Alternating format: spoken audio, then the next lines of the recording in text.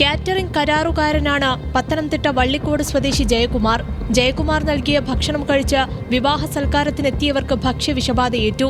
Rose brand biryani rice ഉപയോഗിച്ച് തയ്യാറാക്കിയ chicken biryani കഴിച്ചവർക്കാണ് ഭക്ഷ്യവിഷബാധയേറ്റത്.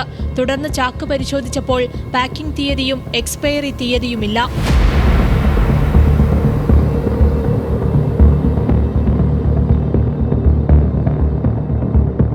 ഇതോടെ Rose brand rice managing director, brand ambassador Dulquer Salmaan, അരിവാങ്ങിയ പത്തനംതിട്ടയിലെ കടയുടമ എന്നിവർക്കെതിരെ പത്തനംതിട്ട ഉപഭോക്തൃ തർക്ക പരിഹാര കമ്മീഷനിൽ പരാതി നൽകി.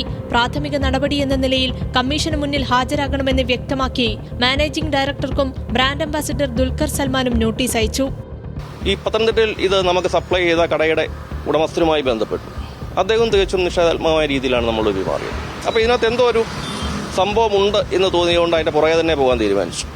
അങ്ങനെ പുറകെ പോയപ്പോൾ കമ്പനിയുടെ PR അയാൾ പൂർണ്ണമായും ഇത് വ്യാജനാണ് എന്ന് എൻ്റെ അടുത്ത് സ്ഥിരീകരിച്ചു. കമ്പനിയുടെ ഭാഗത്തിന്റെ പേര് ഒക്കെ ഉപയോഗിച്ചുകൊണ്ട് വ്യാജ സാധനം അങ്ങനെ ഇറങ്ങുന്നുണ്ടോ ഇല്ലെന്നുണ്ടെങ്കിൽ അങ്ങനെ സംഭവിക്കില്ല എന്ന തരത്തിൽ തന്നെ പുള്ളി പറഞ്ഞു.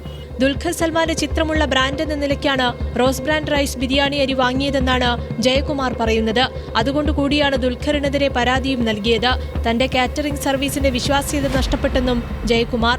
ആ ബ്രാൻഡാണെങ്കിൽ നമുക്കൊരു വിശ്വാസതയുണ്ട്. ആ വിശ്വാസത നമ്മളിലേക്ക് എത്തിച്ചെന്ന ദുൽഖറാണ് യഥാർത്ഥത്തിൽ. ഇതുമായി ബന്ധപ്പെട്ട് ഒരു സെലിബ്രിറ്റി അതിനകത്ത് അഭിനയിക്കുമ്പോൾ അയാൾ എത്രത്തോളം അതിനകത്ത് ഉത്തരവാദിയാണെന്നതിനെ സംബന്ധിച്ച് നിരവധി സുപ്രീം കോടതി റൂളിംഗ് തന്നെയുണ്ട്, വിധികൾ തന്നെയുണ്ട് പല കേസുകളിലും. അപ്പോൾ അതുകൊണ്ട് തന്നെ അതിനകത്ത് ദുൽഖർ ഒരു ഉത്തരവാദിയാണ്. അദ്ദേഹത്തെ ഏതെങ്കിലും തരത്തിൽ മോശപ്പെടുത്താനോ അല്ലെങ്കിൽ ഏതെങ്കിലും തരത്തിൽ വലിയ നഷ്ടപരിഹാരം മേടിക്കാനോ ഒന്നുമല്ല. പക്ഷെ അദ്ദേഹം കൂടെ അത് ബോധ്യപ്പെടണം. ഇങ്ങനെയുള്ള പരസ്യങ്ങൾ അഭിനയിക്കുമ്പോൾ ഉണ്ടാകുന്ന കുഴപ്പങ്ങൾ അദ്ദേഹം കൂടെ ബോധ്യപ്പെടണം. ഡിസംബർ 3 നടൻ ദുൽഖർ സൽമാനും റോസ് ബ്രാൻഡ് മാനേജിംഗ് ഡയറക്ടർക്കും കമ്മീഷന് മുന്നിൽ ഹാജരാകാനുള്ള തീയതി. ന്യൂസ് മലയാളം, പത്തനംതിട്ട.